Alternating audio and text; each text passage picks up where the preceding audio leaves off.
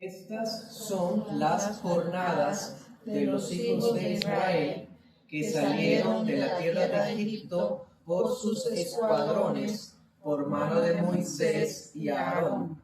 Y Moisés escribió sus salidas por sus jornadas, por mandato de Jehová. Estas pues son sus jornadas por sus salidas. Vamos al verso 50. Y habló Jehová a Moisés en las llanuras de Moab, junto al Jordán, frente a Jericó, diciendo: habla a los hijos de Israel y diles: cuando hayáis pasado el Jordán y entrado a la tierra de Canaán, echaréis de delante de vosotros a todos los moradores de la tierra y destruiréis todas sus imágenes pintadas y todas sus imágenes de fundición, y destruiréis todos sus lugares altos, y echaréis a los moradores de la tierra, y habitaréis en ella, porque yo os la he dado para que la poseáis. Amén. Bueno, leímos esos versículos como representación de todos, resumen pues la idea de todo lo que se va a exponer. Y la idea es pues referenciarlos a lo largo de esta noche, de esta enseñanza. La titulamos La ruta de Israel por el desierto. La ruta de Israel por el desierto. Esto es la predicación 52 de la serie del libro de Números. Como vimos, el Señor había mandado a Moisés anotar las etapas por las que los israelitas pasaron desde el éxodo de Egipto, cuando salieron como si fuera un ejército bajo la dirección de Moisés y de Aarón. Dice la Reina Valera 2020, cuando salieron en orden de batalla. Si su merced cuenta, todas las estaciones, comenzando desde la primera que fue en Sucot, porque salen de Ramesés y paran en Sucot, hasta la última, más o menos en el verso 47, en los montes de Abarim, hay 40. Si contáramos las otras dos del versículo 48, habrían 42. 42 estaciones desde Sucot hasta las llanuras de Moab. Y es muy interesante que, guiado por el Espíritu Santo, Moisés anota 40 paradas, casualmente 40 años por el desierto, ¿no? Un símbolo de esos años transcurridos. Y vamos a ver que él anota como una especie de ruta, de caravana, de recorrido de aquellos lugares más memorables. Hay algunos que vamos a recordar. Hoy este capítulo nos da la oportunidad de hacer un súper repaso desde Éxodo hasta Números. Este capítulo reúne todas las experiencias de 40 años de travesías. Hay otros que no son tan conocidos, de hecho hay lugares que nunca habían sido mencionados y hasta ahora los mencionan, y hubo otros lugares que ocurrieron cosas pero no se mencionan. De pronto eso se debe a que hacía parte de los sitios aquí sí se mencionan. El caso es que cada una de las paradas tuvo una experiencia, fue un paso importante en el proceso que tuvo que Israel pasar para llegar a la tierra prometida. Vamos a estar viendo la enseñanza en dos puntos. Desde el 1 hasta el 49, la marcha de 40 años. Y el punto 2, del 50 al 56, instrucciones para poseer la tierra prometida. Bueno, comencemos. Primer punto, la marcha de 40 años. Puede mirar versículos 3 al 4. Nos dice que los israelitas salieron de Ramesés el mes primero, a los 15 días del mes primero, el segundo día de la Pascua, salieron los hijos de Israel con mano alzada a ojos de todos los egipcios, mientras enterraban los egipcios a los que Jehová había herido de muerte, de entre ellos a todo primogénito, habiendo Jehová hecho también juicios en sus dioses. Ramesés, en Éxodo 1:11, nos dice que fue una de las ciudades que los israelitas le construyeron al faraón cuando eran forzados y explotados. En Éxodo 12:37 nos dice que salen de Ramesés con mano poderosa. Dice la traducción viviente, salen desafiantes de allá. Ese tema lo vimos en Éxodo 14:8. Y salen así, hermanos, con la mano en alto a los ojos de todos los egipcios. Eso fue el día 15 del primer mes, mientras estaban enterrando a los primogénitos que murieron en Egipto. Casualmente ese fue el día después de la primera Pascua, ¿sí? Cuando el Señor hizo juicio contra los egipcios. Eso está en Éxodo 12:12.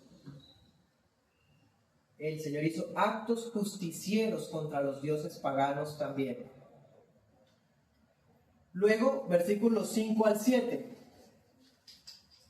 Dice: partieron pues los hijos de Israel de Ramesés y acamparon en Sucot. Y partiendo de Sucot, acamparon en Etam, que está a la entrada del desierto. Y partiendo de Etam, volvieron sobre Pihahirot, que está delante de Baal-Zephón, y acamparon delante de Migdol. Bueno, cuando salen de Ramesés, los primeros lugares de acampada fueron Sucot y Etam. Eso era con la frontera con el desierto, o sea, desde ahí ellos van a adentrarse a ese tremendo desierto. Eso está en Éxodo 13:20. Si ustedes se acuerdan, a partir de ahí, Dios empezó a acompañarlos con la nube. Allá en Etam, Él iba al frente en la nube, guiándolos, cuidándolos. Allá también en Etam fue cuando Dios endureció el corazón del faraón por última vez y lo hizo como recapacitar y venir contra ellos, con todos los ejércitos. Éxodo 14:3. Y Dios lo endureció para glorificarse a costa de él. Así fue cuando los israelitas volvieron hacia Pihahirot y Faraón pensó que ellos habían quedado atrapados, pero era que el Señor quería destruir a los soldados egipcios con su líder.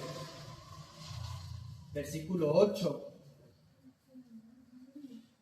Y partiendo de Pihahirot, pasaron por medio del mar al desierto y anduvieron camino de 3 días por el desierto de Etam y acamparon en Mara. Bueno, cuando ellos estaban en Migdol, cuando estaban en Pihahirot, los egipcios los alcanzaron. Éxodo 14:9. Y ellos cruzaron apresuradamente el Mar Rojo. Éxodo 14:22.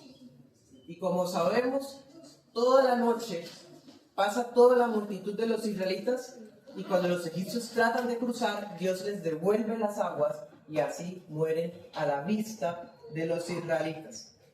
En Éxodo 15, Moisés compone una alabanza y Miriam dirige a las mujeres en danzas. Después dice el texto que caminaron 3 días por el desierto hasta llegar a Mara. ¿Se acuerdan de Mara? ¿Qué había pasado en Mara? Allá había aguas amargas y el pueblo murmuró contra el Señor. Pero el Señor hizo un milagro por medio de Moisés porque endulzó las aguas usando una rama. Eso está en Éxodo 15, 23 al 25. Sigamos leyendo desde el 9 hasta el 14. Dice: y partiendo de Mara, llegaron a Elim, y en Elim había 12 fuentes de agua y 70 palmeras, y acamparon allí. Y partieron de Elim y acamparon junto al Mar Rojo. Y partieron del Mar Rojo y acamparon en el desierto de Zin. Y partieron del desierto de Zin y acamparon en Dofca. Y partieron de Dofca y acamparon en Aluz. Y partieron de Aluz y acamparon en Refidim, donde el pueblo no tuvo agua para beber.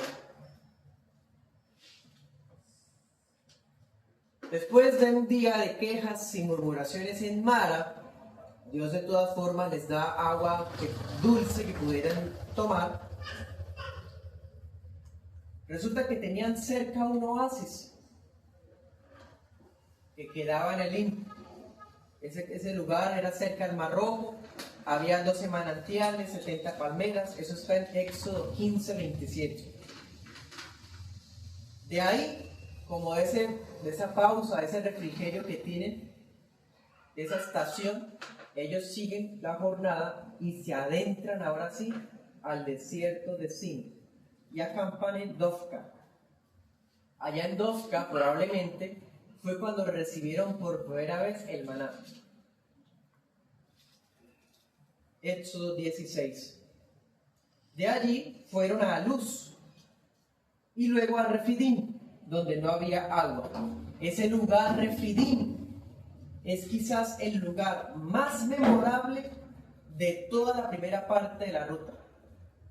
Ese lugar Refidim también es conocido como Masá y Meriba, porque los israelitas rencillaron contra el Señor, tentaron al Señor, dijeron que el Señor prácticamente no era capaz de darles aguas, y fue cuando el Señor les dio agua de la roca por primera vez. Éxodo 17, del 1 al 7. En ese lugar, Amalek atacó a Israel, y con Josué a la cabeza y la oración de Moisés, que le ayudaron a Aarón y Hur a sostener los brazos, vencieron a los amalecitas. Éxodo 17, del 8 al 13. En ese lugar, en Refidim, también habría recibido Moisés el consejo de Jetro, de nombrar personas que le ayudaran a juzgar al pueblo como jueces. Y Moisés nombró a varios de Israel para ese cargo. Sigamos leyendo, del 15 al 18. Y partieron de Refidim y acamparon en el desierto de Sinaí. Y partieron del desierto de Sinaí y acamparon en Kibrot Ataaba. Y partieron de Kibrot Ataaba y acamparon en Haserot. Y partieron de Haserot y acamparon en Ritmá. Cuando ellos salen de Refidim, marchan y acampan en el Sinaí. Eso está en Éxodo 19:1. En ese lugar ellos permanecieron por lo menos un año, seguramente un poco más. Y durante todo ese tiempo pasaron muchas cosas. ¿Se acuerdan? Dios vino al monte y les habló desde la cima del monte. El monte estuvo envuelto en llamas con la presencia de Dios en ese lugar. Allí el Señor les entregó las tablas de los 10 mandamientos. ¿Qué más les dio? Un código de normas penales y civiles. ¿Se acuerdan? El tema del homicidio, de la defensa personal, de las pérdidas de animales, ¿sí?, de los esclavos. Se inauguró el pacto mosaico a través de un sacrificio. Se construyó el tabernáculo con todo el mobiliario. Allá en el desierto del Sinaí, en el monte Sinaí, ocurrió el fiasco del becerro de oro. Pero también fue consagrado a Aarón y sus hijos y fueron vestidos con las vestiduras sacerdotales. En ese lugar el Señor reiteró la importancia del Shabbat para el antiguo pacto. En ese lugar se escribió el libro de Levítico. Murieron Nadab y Abiú. Se hicieron los primeros censos del pueblo y los levitas recibieron las tareas que ellos tenían que hacer. Todo eso ocurrió en el Sinaí. Llama la atención que no pasa rápidamente, ¿no? En Números 11:33 nos dice que cuando ellos salen del Sinaí, el arca del pacto va al frente. Y cuando el arca se levanta y empieza su camino, Moisés dice unas palabras de exaltación para el Señor. Y ahí es cuando acampan en Kibrot Ataaba. ¿Se acuerdan de ese lugar? Ese nombre un poco extraño. Ese lugar fue donde murieron por gula. Cuando pidieron aves y Dios les mandó codornices y no tenían ya en la boca y seguían comiendo, se les salían por las narices la carne. Fue en ese lugar donde murieron los codiciosos, dice el texto, Números 11:34. Allá en Kibrot Ataba fue cuando Moisés dijo al Señor que él no podía solo, que él necesitaba ayuda. Y el Señor tomó del espíritu que había en Moisés y se lo dio a 70 ancianos del pueblo. Eso está en Números 11:25. De Kibrot Ataba fueron a Hazerot. ¿Qué pasó en Hazerot? Recordemos, allá fue donde Miriam y Aarón murmuraron contra Moisés. Eso está en Números 11:35 hasta el capítulo 12. Bueno, sigamos leyendo, del 19 al 34. Y partieron de Ritma y acamparon en Rimón Pérez. Y partieron de Rimón Pérez y acamparon en Libná. Y partieron de Libná y acamparon en Rizá. Y partieron de Rizá y acamparon en Seelata. Y partieron de Seelata y acamparon en el monte Sefer. Y partieron del monte Sefer y acamparon en Haradá. Y partieron de Haradá y acamparon en Maselot. Y partieron de Maselot y acamparon en Tahat. Y partieron de Tahat y acamparon en Tará. Y partieron de Tará y acamparon en Mitka. Y partieron de Mitka y acamparon en Hasmoná. Y partieron de Hasmoná y acamparon en Moserot. Y partieron de Moserot y acamparon en Bene-Jaacán. Y partieron de Bene-Jaacán y acamparon en el monte Gidgad. Y partieron del monte Gidgad y acamparon en Jotbatá. Y partieron de Jotbatá y acamparon en Abroná. Bueno, todas esas paradas, hermanos, pues francamente no hay sucesos importantes. Moisés solamente las menciona, ni siquiera se sabe dónde quedan. En los libros anteriores no son mencionados. Tenemos algunos detalles más en Deuteronomio 10, del 6 al 7. Pero bueno, no hay mayor cosa que decir de ahí, porque si no hay nada registrado es porque no ocurrió nada trascendental. Simplemente era, ¿se acuerdan? Cuando la nube se detenía, ellos se detenían, desarmaban y armaban, y cuando la nube se movía, desarmaban y otra vez la ruta. Prácticamente eso ocurrió en todas esas jornadas. Seguimos desde el 35 hasta el 39. Y partieron de Abroná y acamparon en Ezión-Geber. Y partieron de Ezión-Geber y acamparon en el desierto de Sin, que es Cades. Y partieron de Cades y acamparon en el monte Hor, al borde de la tierra de Edom. Y subió el sacerdote Aarón al monte Hor, conforme al dicho de Jehová, y allí murió a los 40 años de la salida de los hijos de Israel de la tierra de Egipto, en el mes quinto, el día primero del mes.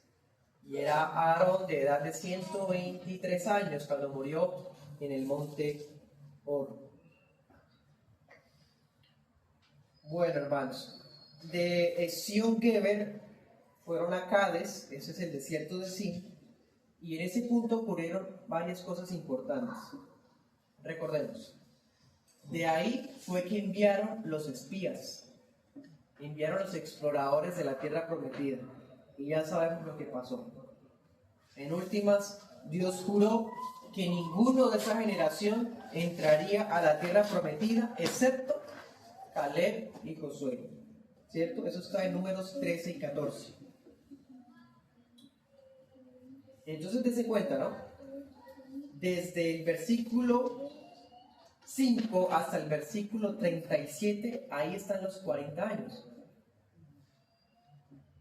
¿Se dieron cuenta? Porque la muerte de Aarón marcaba el final de esa generación, de los 40 años. O sea, todas esas rutas prácticamente fueron hechas en círculos, lentamente, no había razón para irse de ahí. he visto comentarios críticos, burlescos por parte de gente que no lee la escritura o que son impíos, sin Dios, donde dicen que por qué se tardaron tanto los judíos en ir desde Egipto hasta la tierra de Canaán, de Palestina, si solamente como 3-4 días nada más de ruta. Pues hay muchos factores. Por un lado, no fue un tour, no estaban de tour, estaban prácticamente de trasteo.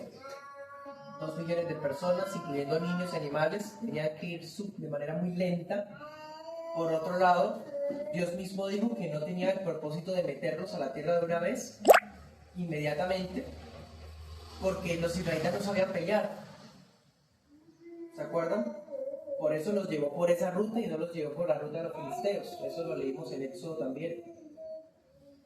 En fin. Entonces, cuando Dios dice no va a entrar nadie de esta generación, por eso se quedan vagando 40 años, bueno, realmente 38 años, porque ya habían pasado 2 años desde Ramesés hasta el monte Sinaí, ¿sí? Y desde que salieron de ahí en adelante. Bueno, ¿qué más sucedió? En Cádiz, Dios dio reglamentos nuevos. También se dio la rebelión de Coré. Y eso está en Números 15 al 20. Fue cuando Moisés y Aarón pecaron. Eso fue en Cádiz, todas esas cosas. Allá Miriam murió. Y el pueblo trató de atravesar Edom, pero Edom no los dejó pasar. ¿Sí? Eso ya está en Números 20. De ahí, hermanos, en el monte Hor, como saben, fue donde murió Aarón, que por cierto es el único hecho que él anota. Parece que Moisés quiere utilizar la muerte de Aarón como un punto de referencia, ¿no? Como decir, aquí ya murieron la generación anterior después de 40 años. ¿Sí? Eso era el primer día del mes quinto del año 40, después del Éxodo. ¿Qué pasó en Hor? Bueno, Eleazar sucedió a su padre. ¿Se acuerdan? Moisés le quita las ropas sacerdotales a Aarón y se las coloca a Eleazar. Los israelitas hacen duelo por Aarón durante un mes. Y el rey de Arad atacó a los israelitas. Y fue cuando los israelitas hicieron un voto al Señor para que les dejara derrotar a ese rey y lo lograron. Eso está en Números 21 y 22. Leamos ahora versos 41 al 47. Bueno, leemos desde 39 al 47. Dice,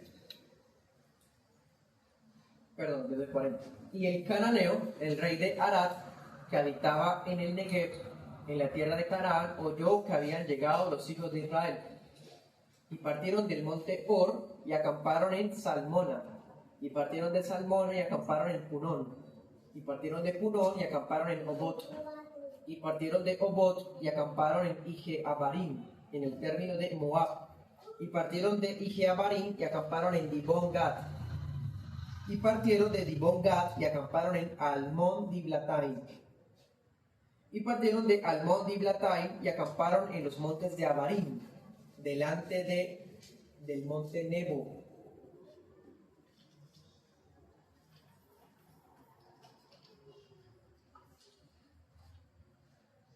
En esos montes de Abarim es donde el Señor le dijo a Moisés que fuera a subir para morir allá, ¿no? Pero ahí vamos.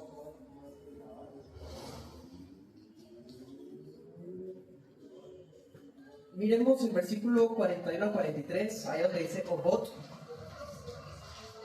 De Hor a Obot, en algún punto, no se sabe cuál, pero en algunos de esos lugares ocurrió lo de la serpiente de bronce. Eso está en Números 21.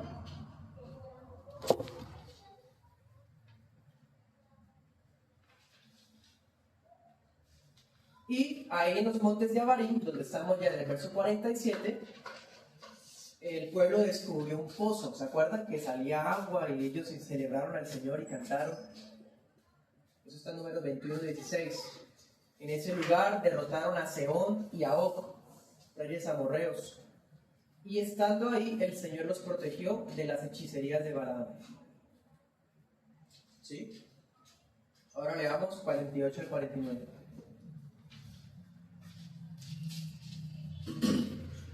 Y partieron de los montes de Abarim y acamparon en las llanuras de Moab, junto al Jordán, frente a Jericó. Y acamparon junto al Jordán desde Bet-Jesimot hasta Abel-Sittim, en las llanuras de Moab. Ahí llegan, hermanos, con la frontera de la tierra prometida. Y ahí en Abel-Sittim, en números 22, 25, números 25, 1, ocurrió el fiasco de Baal-Peor en Abel-Sittim. Números 26, ocurrió ahí también el censo, el nuevo censo que se hizo. Se nombró a Josué como el sucesor de Moisés. Números 27. Fue la victoria contra Madián. Números 31. Se le entregaron tierras a Rubén y a Gad. Números 32. Y el Señor dio otras normas. Números 27 al 30 y 36. Y ahí vamos. El libro de Números termina de esta manera, como diciendo, ya estamos listos para entrar. Por eso el libro acaba haciendo un resumen, acaba dando leyes sobre la tierra prometida, ¿sí? Y algunas de esas leyes están en el segundo punto de nuestra enseñanza esta noche.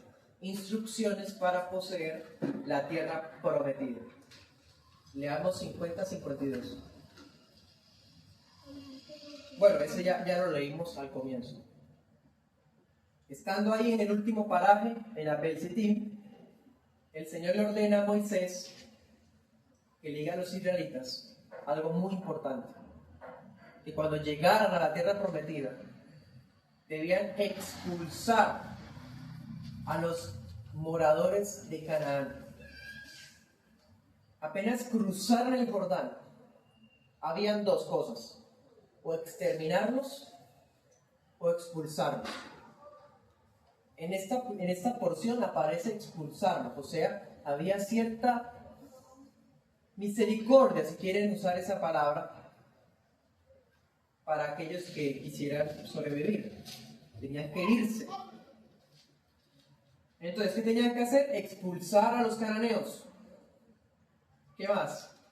Debían destruir los ídolos de piedra. Esa gente tenía estatuas de piedra, hermano, y eso usted lo puede ver, por ejemplo, en la cultura precolombina, cuando uno visita los lugares patrimoniales de Colombia, que hay rezagos de indígenas, hay estatuas de piedra, literalmente. Así eran también los cananeos con sus inmundicias paganas. Otras versiones dicen que eran imágenes talladas. Claro, pues madera, por ejemplo. La Reina Valera Antigua dice pinturas. Y la 2015 dice esculturas. Cualquiera vale, hermano, teniendo en cuenta que el paganismo tiene distintas maneras de expresarse.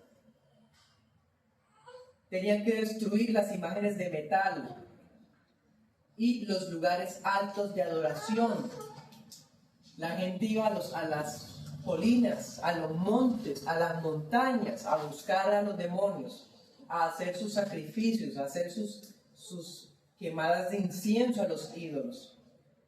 Aún todavía hoy, en festividades paganas, la gente acude a lugares que quedan altos, ¿sí? Eso es precisamente todo el tipo de costumbres del paganismo de siempre. Anote esos pasajes. Éxodo 23, 24 y 32, 33. Y leamos Éxodo 34, 12. Porque el Señor ya había hablado de esto antes. Pero es necesario repetirlo porque esta generación no recibió esa instrucción anterior. Éxodo 34, 12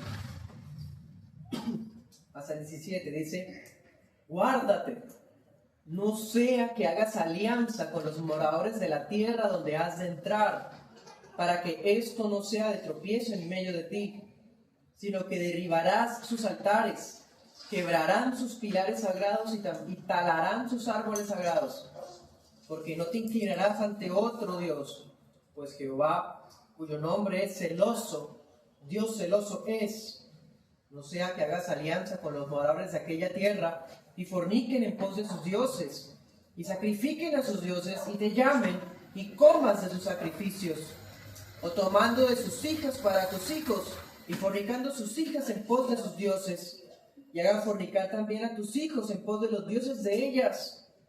No te harás dioses de fundición. ¿Se dan cuenta? La misma advertencia ya se le había dado al pueblo. Lo que pasa es que esa instrucción se la dio a la generación que ya no estaba. Esta, que si es la que ya va a entrar, necesita refrescar esta instrucción. Leamos 53-54. Y echarán a los moradores de la tierra y habitarán en ella, porque yo se las he dado para que la posean, y heredarán la tierra por suertes, por sus familias. A los más darán mayor heredad y a los menos menor heredad. Donde les haga la suerte, allí la tendrá cada uno, por las tribus de sus padres heredarán. El Señor les estaba dando la tierra como propiedad. Ellos debían asegurarse de establecerse ahí y de desterrar a los cananeos. Después de eso sí echaban suertes, hacían el sorteo de la tierra, ¿sí? Teniendo en cuenta el censo que ya se había hecho en los capítulos anteriores. De modo que las familias más numerosas iban a recibir mayor cantidad de tierra. Y donde fuera que cayera la suerte, esa sería la tierra que se llevara a la persona. Bueno, 55-56 dice: y si no echan de delante de ustedes a los moradores de la tierra, sucederá que los que dejen de ellos serán por aguijones en sus ojos y por espinas en sus costados, y los afligirán sobre la tierra en que ustedes van a habitar. Y sucederá que como yo pensé hacerles a ellos, les haré a ustedes. Aquí está la advertencia, hermano, y con eso se termina el capítulo. Hacen el recuento, todo lo que Dios les dio, todo lo que Dios ha hecho. Les da la instrucción, ya van a entrar. Acuérdense que cuando entren, deben expulsarlos y destruir todo rezago que quede de la religión falsa de ellos. Todo lo que sea de mezclarse con ellos, hacer negocios, alianzas o casarse con esas personas, evítenlo. De lo contrario, ellos van a ser astillas en sus ojos. Imagínense eso, una astilla en el ojo, hermano. Ellos van a ser, dice la Peshita, puntas de flechas en sus sienes. Una flecha enterrada aquí, hermano. ¿Cómo es eso? Prácticamente una herida mortal. Ese sería el motivo de aflicción de ellos. Y Dios en últimas, ¿qué iba a hacer? Pues ya que ellos no los expulsaron, ellos iban a terminar adoptando las costumbres de los cananeos, pues entonces Dios iba a expulsarlos a ellos también. Bueno, ya para terminar, les voy a decir 3 aplicaciones.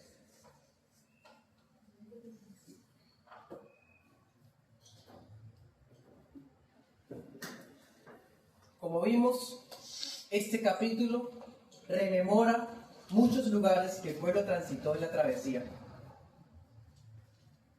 durante 40 años. Pero también, empieza con la salida del Éxodo y termina anticipando la entrada a la tierra prometida. Toda esa ruta que usted leyó, hermano, imagínese las paradas que hace un pastor mientras lleva su redil hacia buenos pastos. Así hizo el Señor con ese pueblo. Salmo 77:20.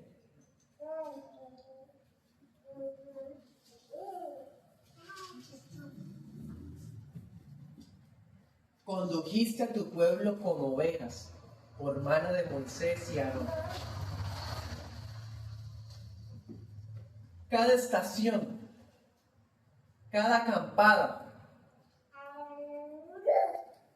es un testimonio de la fidelidad preservadora de Dios. Dios los cuidó por 40 años en un desierto tremendo. Y ahora entraban a la tierra prometida. Así que si ellos querían perdurar con esa herencia, debían asegurarse de no mezclarse socialmente, culturalmente, religiosamente con los paganos. Y ya sabemos cómo terminó todo. Ese fue el mandato que no obedeció Israel. El libro de Jueces nos muestra que el pueblo no acató la instrucción y todos los cananeos que sobrevivieron no los expulsaron, sino que los dejaron vivir con ellos. Poco a poco ellos se convirtieron en esto que decía el Señor, en el motivo de la aflicción del pueblo. En Jueces nos dice que desobedecieron, pero en Reyes nos muestra que al final fueron expulsados y les hizo el Señor lo que había pensado hacer a los cananeos. Se cumplió. Se cumplió la amenaza que se había dado. Segunda aplicación.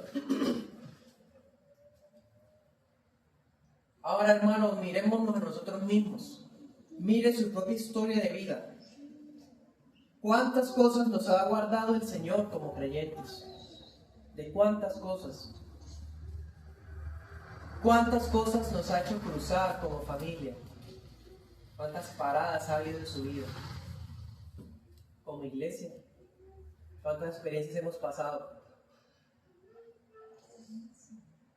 Pero a pesar de esta fidelidad pastoral del Señor por nosotros, ahora a nosotros también se nos demanda ser cuidadosos frente al pecado. Sí, Él nos ha llevado por todos esos parajes, nos ha sostenido, pero ahora a nosotros nos corresponde santidad. ¿Cuántas caídas y vergüenzas se evita el cristiano que no juega con el pecado? ¿Cuánto dolor y aflicción se evita el cristiano que no tolera su propia carnalidad? Hemos pasado muchas cosas y lo que se nos manda es a expulsar, no a hacer alianzas.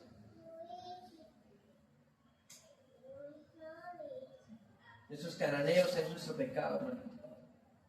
Nuestras obras de la carne, los apetitos, los malos deseos.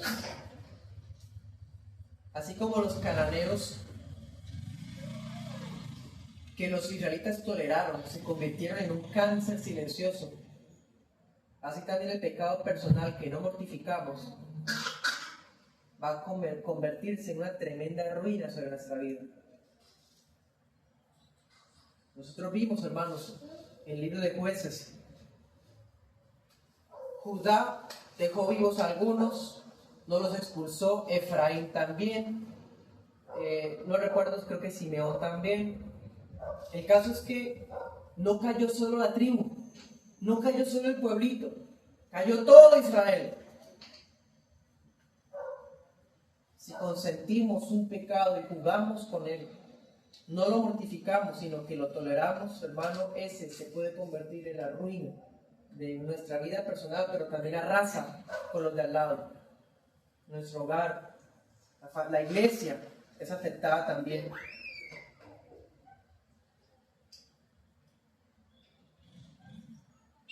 El pecado remanente, los residuos, los rezagos de nuestro pecado, es una astilla en nuestros ojos. Es ese pecado remanente, todos lo tenemos, todos tenemos esa astilla, esa paja en el ojo. Pero un pecado alimentado, un pecado consentido, hermano, eso no es una astilla o una pajita. Es una puerta abierta a todas las aflicciones posibles bajo el cielo. Como decía Santiago 1:15, el pecado concebido da a luz la muerte. ¿Se acuerdan del que el pecado, una vez consumado, da a luz la muerte?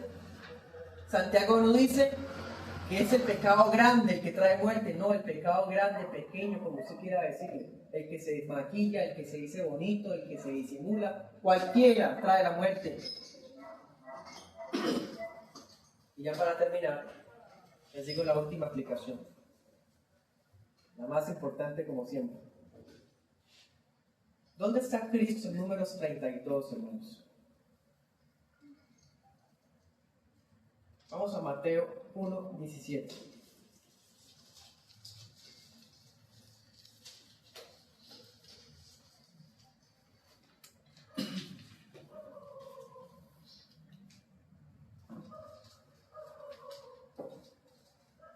De manera que todas las generaciones desde Abraham hasta David son 14 generaciones.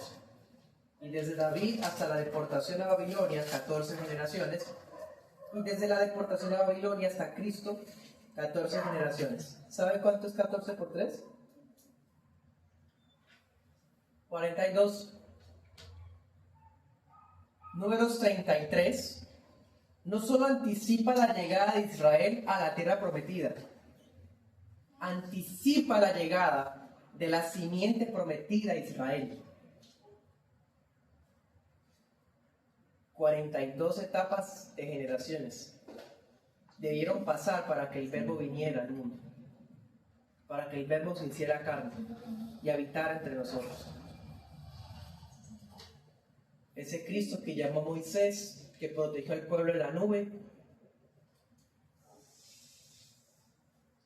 se manifestó entre nosotros para establecer el nuevo pacto, establecer un nuevo Israel y seguirlo protegiendo hasta que Él regrese. Amén. Vamos a estar orando.